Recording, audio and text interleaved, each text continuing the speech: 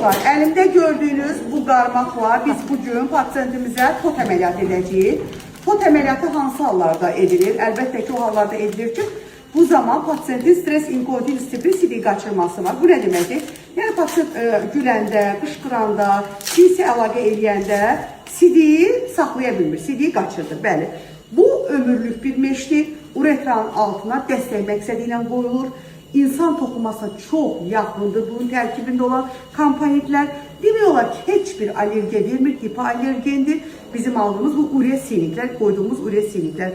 Bəli, yəni bunun bir saxlanma müddəti yoxdur, çıxardım deyilməyim, əsla belə bir şey yoxdur. Stres inkontinens hansı pasientlərdə rast gəlir?